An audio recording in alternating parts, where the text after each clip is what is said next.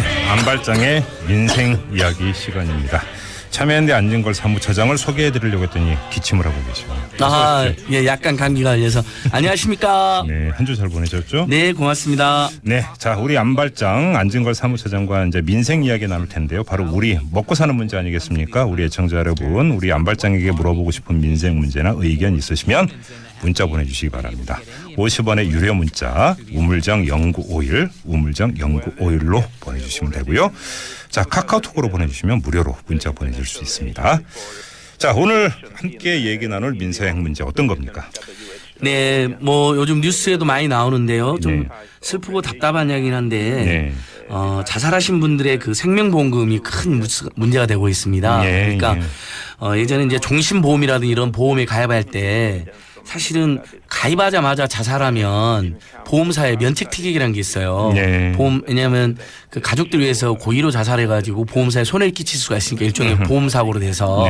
근데 한동안 보험사들이 한 10년 가까이 2년이 지나서 보험에 가입한 지 2년이 지나서 자살하면 일반 사망 보험금보다 한 두세 배는 더 주는 재사망 보험금. 네, 저도 광고에서 본 것 같은데요. 특약으로. 그렇죠. 그렇게 해서 280만 명이 넘게 가입했습니다. 그러니까 가입자가요? 물론 재자살만 있는 건 아니고 뭐 교통사고도 있고 추락사도 있고 이런 그러니까 일반적인 죽음이 아닌 특별한 죽음인 경우 슬픔도 크고 그러니까 보험사 입장에서는 또 일반적인 죽음보다는 덜하니까 보험금 지급사유가 낮으니까 특약으로 한 거죠. 그래서 280만 원을 가입해 놓고 막상 안타깝게 2년이 지나서 가족들이 이제 자살한 경우가 있으니까 가족들이 약관대로 해달라. 그랬는데 보험사가 못 해주겠다. 이게 지금 큰 이슈가 되고 있습니다. 약관을 안 지켜요. 약관을 보험사가. 특약이든 약관, 그 약속이란 뜻으로 우리가 해석을 해야 되는 거 아닙니까? 그럼요. 그 약관대로 원래 하게 되어 있습니다. 법에도. 왜 안 지켜요? 그러니까 자살이니까 안 주겠다는 거예요. 자기들이 약관을 잘못 썼다는 거예요. 심지어는 다른 보험회사 약관을 베껴 쓰다 보니까 이런 일이 발생했다 그러면서. 아니 그럼 그건 자기들 과실이고 자기들 그럼요. 책임져야죠. 그리고 말이 안 되는 게 지난 10년 이상 280만 명을 끌어모았거든요. 근데 이게 특정한 보험사에서만 이런 일이 있었던 겁니까? 아니면 여러 보험사에서 같이 나타나는 지금 문제입니까? 제일 크게 문제가 된 데는 ING생명이었는데요. 현재 뭐 ING생명, 삼성생명, 교보생명, 알리안생명 이렇게 ING생명이 불티나게 팔리니까 다른 생명도 다 따라서 이런 걸 했던 것이죠. 그래서 대부분의 보험사 다 했다고 생각하시면 됩니다. 그러면 대부분의 보험사가 못 주겠다. 자기들이 약관을 잘못 만들었다. 베껴 썼다 심지어 이런 식으로 버팅기고 있는 건데 세상에 그러면 자본주의 사회에서 약관을 안 지키는 기업이 이렇게 뻔뻔하게 말할 수 있는 것인지 사람들이 놀래고 있어요. 사인 간의 계약서 그냥 볼펜으로 쓴 계약서도 도장 찍고 뭐 하면 다 유효한 거 아닙니까? 심지어는 이제 법적으로는 구두 계약도 입증이 안 돼서 그렇지 입증만 되면 유효한 거로 되어 있는데 이건 약관이라는 것은 하나의 사업자가 다수의 계약자들하고 맺기 위해서 만들어 놓은 법에 의한 일종의 신의 성실하게 지켜야 되는 중요한 약속이거든요. 아니 그나저나 다른 거 다 관두고 얼마 전에 대법원에서도 자살재해보상금 줘야 한다 이런 판결 나왔다면서요. 맞습니다. 대법원은 이게 결국은 자살보험금 그러니까 이제 일반 보험금이 아니라 재사망 특약, 자살 특약 보험금을 줘라. 일반 보험금보다 한 두세 배 많아요. 많게는 1억 정도 되는 경우도 있고요. 그러니까 당연히 가족들은 슬프긴 하지만 약속대로 달라고 할 수밖에 없잖아요. 근데 안 준 겁니다. 그래서 대법원까지 갔어요. 대법원에서 이건 약관대로 주는 게 맞다. 이렇게 결정을 했습니다. 근데 이제 와서 생명보험사들이 또 보험금 청구 소멸시효는 2년으로 되어 있습니다. 상법상에. 그러니까 2년이 지났다 하고 못 주겠다고 하는 거예요. 그러니까 재판 기간이 있으니까. 그러니까 재판한 사람들은 그나마 시효가 중단되어 있어서 상관없는데 그걸 모르고 일반 사망보험금만 받아가신 분들이 있어요. 그러니까 재사망 특약을 안 받아가신 분들이 많은 거예요. 왜냐하면 보험사에서 그걸 속이고 안 준 겁니다. 이해되셨죠? 그러니까 뒤늦게 이게 알려진 겁니다. 2013년, 14년도에 시민단체들이 다 문제 제기해서 약속대로 해라. 보험이 약속을 안 지키면 이게 말이 되냐. 광고에는 맨날 뭐 힘들 때 제일 먼저 달려와주는 친구처럼 이야기하면서 가장 힘들 때 외면하는 꼴이 됐잖아요. 그래서 대법원에서 지급해라 그랬는데 2년이 지났다. 예를 들면 2011년도에 자살하신 분이다. 그럼 지금 벌써 2년이 지나버렸잖아요. 못 주겠다 그러는 겁니다. 그래서 이게 규모가 어느 정도로 되냐면 현재 2016년 3월 달 기준으로 이게 금감원이 발표한 자료거든요.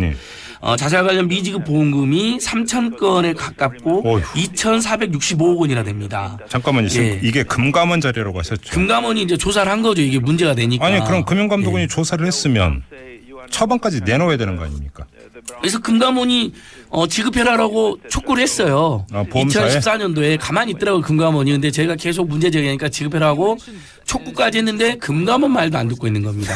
그래서 예. 지금 시효가 지나버린 게 예. 3,000건 중에서 3,000건 중에 2,465건 중에 소멸시효를 넘긴 건이 2,314건에 2,003억으로 81%에 달합니다. 그러니까 2,003억 때문에 보험사의 생명인 피보험자에게 가장 슬픈 사건이 발생했는데 보험금을 안 주고 있는 거죠. 예.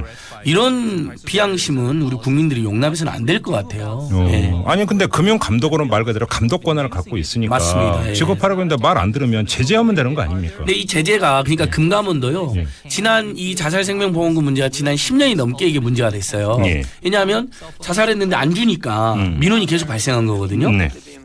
근데 지난 10년 동안은 사실상 방치하고 있다가 2014년도에 겨우 나선 것이다 이런 이제 비판을 받고 있는데 그때 ING가 지급해라고 했는데도 안 주니까 ING를 제재를 했는데 자 ING가 지금 안 주고 있는 돈은 무려 815억입니다. 근데 과징금 얼마 매겼게요? 얼마 매기는? 우리 청취자들께서도 한번 생각해 보시죠. 당연히 손방망이 5천만 원도 안 매겼어요. 그러니까 안 주고 있는 거 815억을 안 주고 있는데 과징금 5천만 원 매기면 과징금 내고 말아버리죠. 거기다 기간주의 주고 임원 견책이 했는데 아니 그러니까 이런 식으로 신뢰를 파괴하는 것은 영업 정지나 영업 취소, 보험업 면허 취소 같은 이렇게 한 번은 해줘야지 국민을 기만하고 속이는 일을 안 할 거 아닙니까? 금융감독원이 그냥 그 신용만 냈다. 제재하는 신용만 냈다. 2014년에 신용만 냈는데 이번에 이제 국민 여론이 안 좋아요. 안 그래도 보험사에 당하신 분들이 많거든요.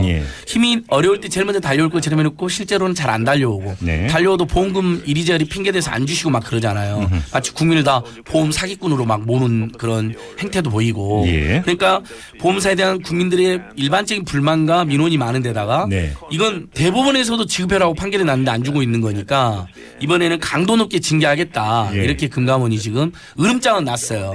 그러나 또 그래놓고 과징금 좀 주고 말고 그러면 보험사들이 또 말 안 듣는 거죠. ING, 삼성, 교보, 알리안츠, 동부, 하나, 신한 내놓으라는 보험사들입니다. 대기업들이잖아요. 힘이 세잖아요. 금융자본주의가 돼가지고. 그러니까 과징금 정도는 안 된다. 지금 그래서 금융소비자단체들, 시민단체들이 아예 영업정지, 영업취소를 한번 때려야 된다. 이렇게 지금 촉구하고 있어요. 아니 그 법원 판결 그것도 대법원 확정 판결이잖아요.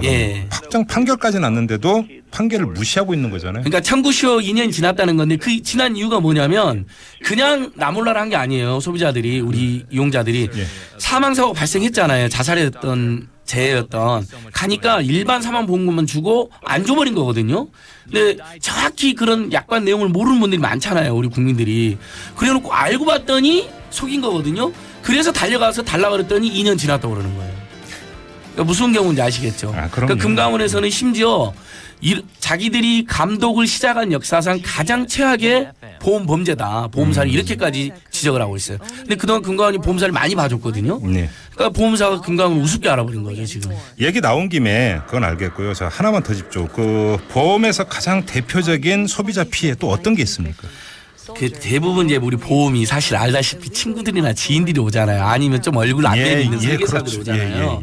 근데 이분들이 약관 내용보다 과장해서 팔거나 아니면 약관의 불리한 조항을 설명을 안 해주거나 하니까 이걸 이른바 불안전 판매라고 하는데 제가 예전에도 지은 것처럼 사실 불안전 판매가 아니고 이게 바로 사기성 판매거든요.